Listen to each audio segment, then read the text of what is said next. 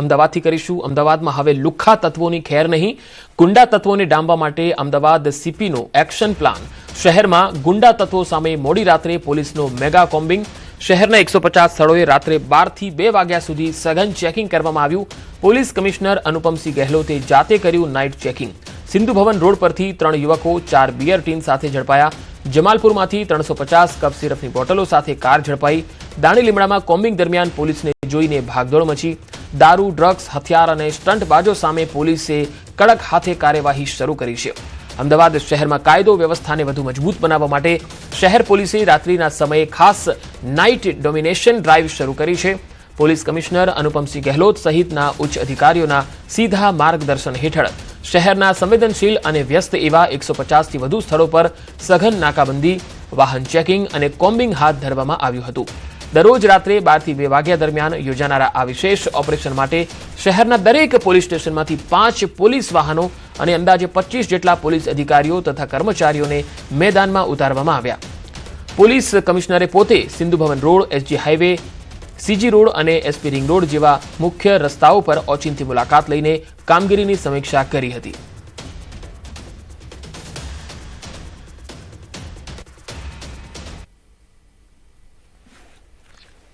અમદાવાદ શહેર પોલીસ દ્વારા mega combing હાથ ધરવામાં આવ્યું છે। અમદાવાદ સહિત 150 જેટલા જે અલગ અલગ સ્પોટ જે છે તે નક્કી કરવામાં આવ્યા છે ને જે કાયદાનું પાલન ના કરે, ખાસ કરી કાયદો અને વ્યવસ્થાની પરિસ્થિતિ જળવાય તે માટેનું પૂરતું પાલન કરવામાં આવે તે માટે પોલીસ કમિશનર સહિત તમામ અધિકારીઓ જે છે તે મોડી રાત્રે પણ રસ્તા ઉપર જોવા મળી રહ્યા છે। ખાસ મોટિવ જે છે કે પોલીસ જે છે તે રોડ રસ્તા ઉપર દેખાય અને કાયદો વ્યવસ્થા જે છે તેનું સખતપણે પાલન કરવામાં આવે। આ દ્રશ્યો આપ જોઈ શકો છો। અત્યારે હાલ સિંધુ ભવન રોડ છે, તેની સાથે સીજી રોડ અને અન્ય એટલા આઈડેન્ટિફિકેશન કરવામાં આવેલા જે સ્પોટ જે છે તે સ્પોટ ઉપર આ પ્રકારનું ચેકિંગ કરવામાં આવી રહ્યું છે। મહત્વનું છે કે ચેકિંગ દરમિયાન કાયદો અને વ્યવસ્થાની પરિસ્થિતિ જળવાય તે મહત્વનો હેતુ જે છે અને તેને જ લઈ પોલીસ કમિશનર અનુપમસિંહ ગહેલોત આપણી સાથે છે, સીધી વાતચીત કરવી। સર, રોડ ઉપર પોલીસ વધુમાં વધુ દેખવા મળે, કાયદો વ્યવસ્થાની પરિસ્થિતિ જળવાય તે માટેનો આ પ્રયાસ છે, શું કહેશો? કેટલા દિવસ આ પ્રકારની કાર્યવાહી ચાલશે અને લોકોને શું મેસેજ? ને આ જો અમે લોકો જે રીતે નક્કી કરેલા છીએ કે કેટલા અગત્યના પોઈન્ટ છે શહેરમાં અને દરરોજ અમે લોકો કરવાના છે એવરી ડે। અમારે હર પોલીસોને 5-6 ગાડીઓ છે, તમામ ગાડીઓ નાઇટમાં નીકળે છે, તમામ પોલીસોને 20-25 માણસો નીકળે છે। તમામ લોકોનો ટાર્ગેટ છે કે અલગ અલગ ટાઈમ ઉપર અલગ અલગ જગ્યા ઉપર જો સરપ્રાઇઝ અમે લોકો ચેકિંગ કરવાના છે પૂરે શહેરમાં લગભગ 50 પોઈન્ટ પર ડેલી, જેથી જો કોઈ પણ એવા ગુનાહિત પ્રવૃત્તિ કરવાવાળા લોકો નીકળે તો એના ઉપર કાર્યવાહી કરી શકાય। અને આ કાર્યવાહીનો પર્પસ એટલે જ છે કે અમારા જો પ્રજાજનો, અમારા અમદાવાદીઓ સેફટી ફીલ કરે અને જો ગુનેગારો એના બરાબર જો સબક મળે, આ હશે તમે લોકો આ કામગીરી ડેલી કરવાના છીએ। શરીર સંબંધી ગુનાઓ આચરતા વારંવાર જે હિસ્ટ્રી સીટરો રહી ચૂકેલા તેને હવે અમદાવાદ છોડવું પડશે, સીધો મેસેજ। ને અગર કાયદામાં રહેશો તો ફાયદામાં રહેશો, અધરવાઇઝ બરાબર તમારા ઉપર જો કાયદાના દંડા પડશે જો એટલા ધ્યાન રાખજો જો તમે, અને તમે જીઓ, બીજાના કોઈ તકલીફ નહીં કરો, આમાં પોલીસનો કોઈ વાંધો નથી। બિલકુલ, તો શહેર પોલીસ કમિશનરનું કહેવું છે કે જે લોકો કાયદામાં રહેશે તે બિલકુલ ફાયદામાં રહેશે અને નાગરિકોએ તમામ નીતિ નિયમોનું પાલન કરશે તો તેમને કોઈપણ પ્રકારની કનડગત નહીં થાય। કેમેરામેન શ્રેણિક મહેતા સાથે મૌલિક દામેચા, ન્યૂઝ 18 ગુજરાતી, અમદાવાદ। રાજ્યમાં એનાલોગ પનીર પર પ્રતિબંધ છે અને પ્રતિબંધ બાદ એનાલોગ પનીર સામે કડક કાર્યવાહી ચાલી રહી છે। રાજ્યભરમાં વિવિધ શહેરોમાં આરોગ્ય વિભાગ દરોડાની કાર્યવાહી હાથ ધરી હતી। રાજ્યભરમાં 134 એકમોમાં દરોડા પાડી 29 નમૂના લેવામાં આવ્યા। પનીર સહિત 2.82 લાખની કિંમતના જથ્થાનો નાશ કરવામાં આવ્યો। એનાલોગ પનીરના કડક અમલ માટે સરકારની પણ તૈયારી। રાજ્ય સરકાર ટાસ્ક ફોર્સની રચના કરી રહી છે। કાર્યવાહીના ભયે ફૂડ ઇન્ડસ્ટ્રીમાં સાવચેતી, રેસ્ટોરન્ટો દ્વારા પ્યોરિટી સર્ટિફિકેટની પણ માંગ વધી છે। સપ્લાયરો પાસેથી વિગતો લેખિતમાં માંગવાનું શરૂ કર્યું છે। એનાલોગ પનીરના કડક અમલ માટે હવે સરકારે તૈયારી શરૂ કરી છે। આગામી દિવસોમાં ટાસ્ક ફોર્સ બનાવાશે તેવું હર્ષ સંઘવીએ જણાવ્યું હતું। ખાદ્ય સામગ્રીમાં ભેળસેળ નહીં ચલાવી લેવાય, ગામડાથી શહેર સુધી અમલ કરવાની સૂચના અપાઈ છે। પરિપત્રની અવગણના કરનાર સામે કડક પગલાં લેવાશે।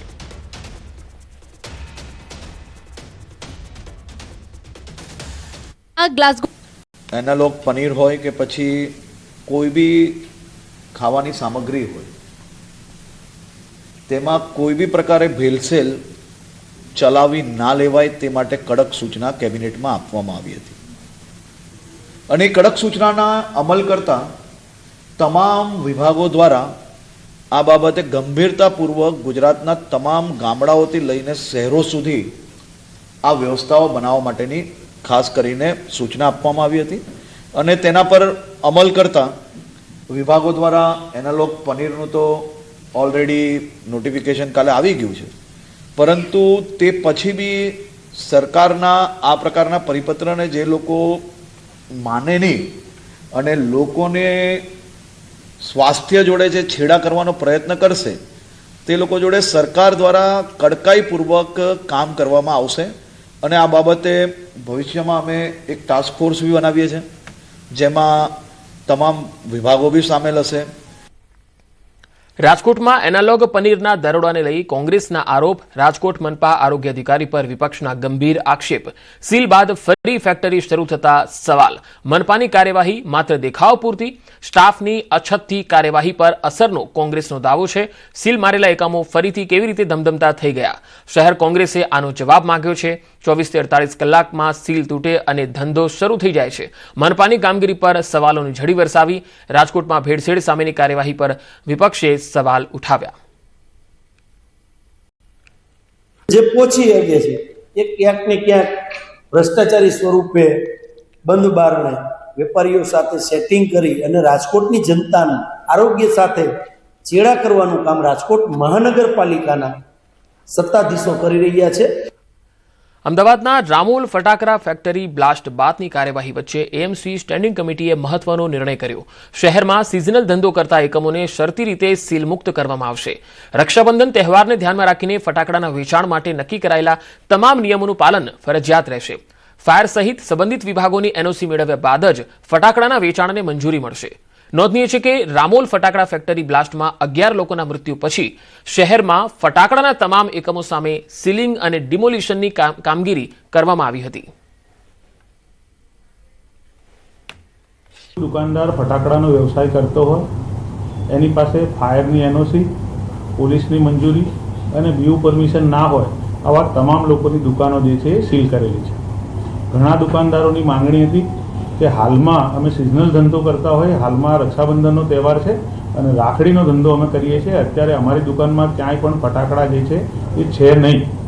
આવા કિસ્સાની અંદર એ દુકાનદાર પાસેથી બોન્ડ લઈને કે જેમાં હું ફટાકડાનો વ્યવસાય કરીશ નહીં જ્યાં સુધી મારી પાસે આ 3 મંજૂરી જે છે ના આવે ત્યાં સુધી, એ પ્રમાણે એને એ બોન્ડ લઈને દુકાન ખોલી આપવા માટેનું કીધું છે। જૂનાગઢમાં બેફામ કાર ચાલકનો આતંક જોવા મળ્યો। કેશોદ બાયપાસ પર ટ્રિપલ અકસ્માત થયો। માંગરોળ કેશોદ રોડ ઓવરબ્રિજ પાસે આ ઘટના બની, જ્યાં કાર ચાલકે રિક્ષા અને બાઇકને અડફેટે લીધા હતા। કાર ચાલક અકસ્માત સર્જી અને ફરાર થઈ ગયો। આ ઘટનામાં 5 લોકો ઈજાગ્રસ્ત થયા હોવાની માહિતી છે। તમામ ઈજાગ્રસ્તોને હોસ્પિટલમાં લઈ જવાયા। પોલીસે અકસ્માતની ઘટના અંગે તપાસ હાથ ધરી છે। આ ઘટનાના સીસીટીવી પણ સામે આવ્યા છે, જેમાં બેફામ કાર ચાલકનો આતંક સીસીટીવીમાં કેદ થયો છે। કેશોદ બાયપાસ પર આ ટ્રિપલ અકસ્માત થયો, જેમાં રિક્ષા અને બાઇક ચાલકને એક કાર ચાલક ટક્કર મારીને ફરાર થઈ જાય છે।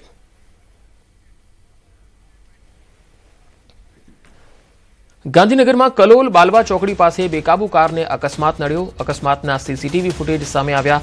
ફૂલ સ્પીડમાં સંતુલન ગુમાવતા અકસ્માત થયો હતો। બેકાબુ કાર ડિવાઈડર સાથે અથડાઈ હતી। અકસ્માતમાં ડ્રાઈવર ઘાયલ થઈ ગયો। આ ઘટનામાં હજુ સુધી પોલીસ ફરિયાદ નોંધાઈ નથી।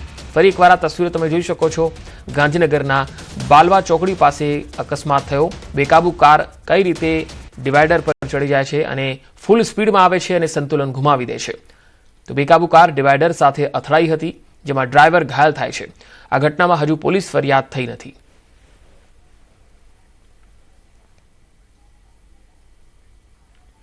તમિલનાડુથી એક હૃદય કંપાવી દેનારા સીસીટીવી સામે આવ્યા।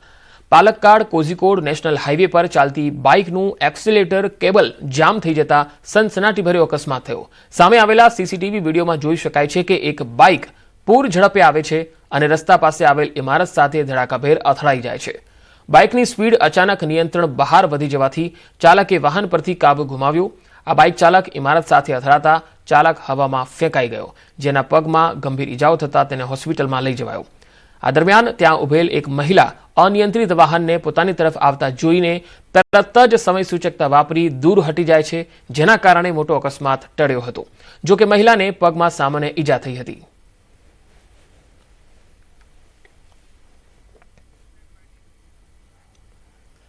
તમિલનાડુના ત્રિશુર જિલ્લામાં કુન્નમકુલ્લમ વિસ્તારની અંદર એક ખાનગી બસ ચાલકે કાબુ ગુમાવતા ગંભીર અકસ્માત થયો, જેમાં 2 મહિલાઓના મૃત્યુ થયા છે. 25થી વધુ લોકો ગંભીર રીતે ઘાયલ થયા છે.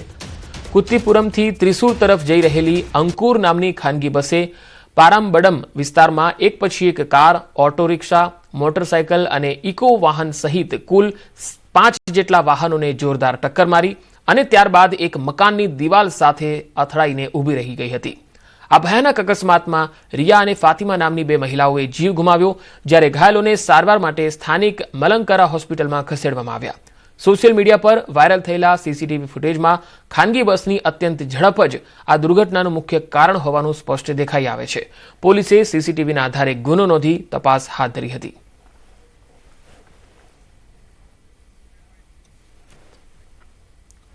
સુરેન્દ્રનગરના ચૂડાના નાગનેશ રોડ પર અચાનક બાઇક સળગી ઉઠતા દોડધામ મચી ગઈ. જોબાડાથી નાગનેશ રોડ પર અચાનક બાઇક બંધ થઈ જતા ઊભું રાખતા જ ગણતરીની મિનિટોમાં સળગી ઉઠ્યું. બાઇકમાં બ્લાસ્ટ બાદ અચાનક જ તે સળગી ગયું. સંપૂર્ણ બાઇક બળીને રાખ થઈ ગયું, જેના કારણે બાઇક ચાલકને નુકસાન થયું છે. સદનસીબે બાઇક ચાલક નીચે ઉતરી ગયો, જેથી જાનહાનિ ટળી છે. બાઇક સળગી ઉઠવાનું કારણ હાલમાં અકબંધ છે. શોર્ટ સર્કિટને કારણે બાઇક સળગ્યું હોય તેવું અનુમાન છે.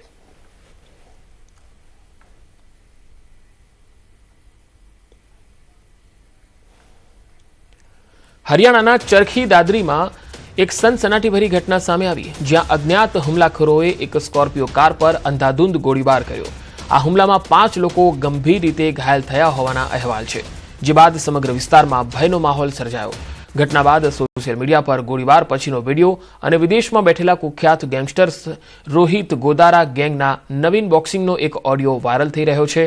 આ વાયરલ ઓડિયોમાં નવીન બોક્સરે દાવો કર્યો કે દાદરીમાં અનિલ ફતેહગઢીને નિશાન બનાવીને આ હુમલો તેણે જ કરાવ્યો અને આ હુમલામાં અનિલના 2 સાથીઓના મૃત્યુ થયા હોવાનો પણ તેણે દાવો કરતા હુમલાની જવાબદારી પોતાની ગેંગ પર લીધી છે.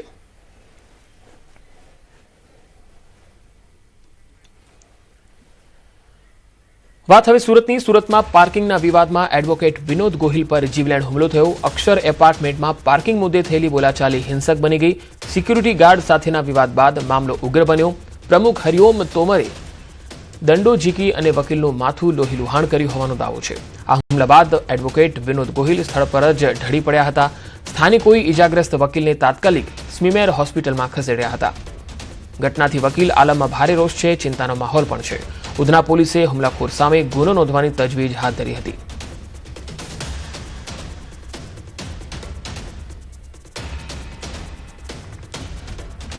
દાતાના વસી ગામે ડેરી બંધ મુદ્દે ભારે રોષ જોવા મળ્યો છે. આંતરિક વિખવાદમાં ડેરી બંધ કરાઈ હોવાના આક્ષેપો થઈ રહ્યા છે. મંત્રી બદલવાના મુદ્દે ગામજનોનો વિરોધ જોવા મળ્યો. દરરોજ 5000 લીટર દૂધ આવતું હોવાનો દાવો બનાસ ડેરી ડિરેક્ટર અમરતજી ઠાકોર સામે આક્ષેપો થઈ રહ્યા છે. ડેરીને તાળા મરાતા દૂધ ઉત્પાદકોમાં રોષ છે. દૂધ સ્વીકારવાની ના થતા રોડ પર દૂધ ઢોળવામાં આવ્યું. આ રીતે જ ગામજનોએ વિરોધ કર્યો. સૂત્રોચ્ચાર સાથે વિરોધ નોંધાવવામાં આવ્યો. ડેરી શરૂ કરવાની ગામજનોની માંગ છે.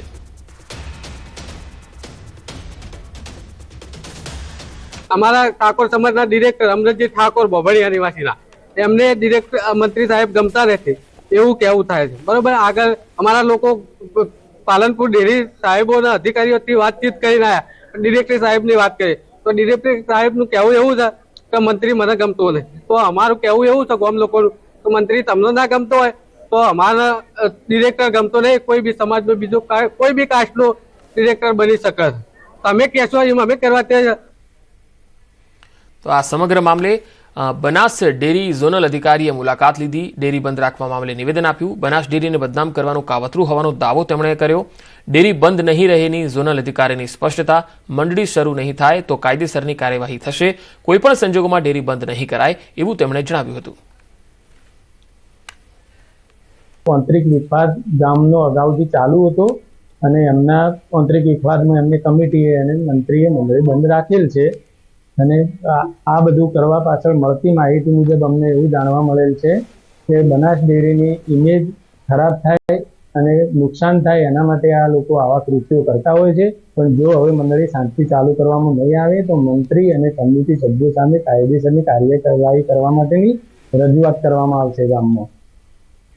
ડીસાની શેરપુરા દૂધ ડેરીમાં મહિલા પશુપાલક અને ડેરીના મંત્રી વચ્ચે મારામારી થઈ ગઈ. દૂધના ફેટના મુદ્દે શરૂ થયેલો વિવાદ બોલાચાલી બાદ ઉગ્ર બની ગયો. મહિલાએ દૂધની બરણીના ઢાંકણ વડે ડેરીના મંત્રી પર હુમલો કરી દીધો. મહિલાએ મંત્રી પર દૂધ ઢોળીને વિરોધ નોંધાવ્યો. આ ઘટનાથી ડેરી પરિસરમાં અફરાતફરી મચી. દૂધ ભરાવા આવેલા લોકોએ વિડીયો બનાવી સોશિયલ મીડિયામાં વાયરલ કર્યો. આ વાયરલ વિડીયોની ન્યૂઝ 18 ગુજરાતી પુષ્ટિ નથી કરતું. તો ફરી એકવાર આ તસવીરોમાં તમે જોઈ શકો છો કે મહિલા કઈ રીતે ઉગ્ર બની. ડીસાની શેરપુરા દૂધ ડેરીમાં ડખો થયો હતો. મહિલા પશુપાલક અને ડેરીના મંત્રી વચ્ચે બબાલ થઈ ગઈ અને દૂધના ફેટના મુદ્દે બોલાચાલી થઈ અને ત્યારબાદ મારામારી થઈ. બરણીના ઢાંકણ વડે મહિલાએ મંત્રી પર હુમલો કરી દીધો હતો. આ તસવીરો જુઓ. બરણી લઈને મહિલા એ જે ડેરીના મંત્રી છે તેના પર હુમલો કરતી દેખાય છે. ઉગ્ર બોલાચાલી પણ થતી દેખાઈ રહી છે. ઝપાઝપી પણ થઈ રહી છે. સોશિયલ મીડિયામાં આ વિડીયો વાયરલ થઈ રહ્યો છે. ન્યૂઝ 18 ગુજરાતી આ વિડીયોની પુષ્ટિ કરતું નથી. તો શેરપુરા દૂધ મંડળીના આ દ્રશ્યો. દૂધના ફેટ મુદ્દે ઉગ્ર બોલાચાલી થઈ રહી છે. ડેરીના જે મંત્રી છે તે અને મહિલા પશુપાલક બંને વચ્ચે ઉગ્ર ઝપાઝપી થાય છે, બોલાચાલી થાય છે. હવે આ ફેટ ઓછો મળતો હતો કે શું હતું આ બાબતને લઈને હજુ કોઈ ફોડ પાડવામાં આવ્યો નથી. ડેરી પરિસરમાં જ આ પ્રકારનો હંગામો જોવા મળ્યો, જેનો વિડીયો સોશિયલ મીડિયામાં પણ વાયરલ થઈ રહ્યો છે.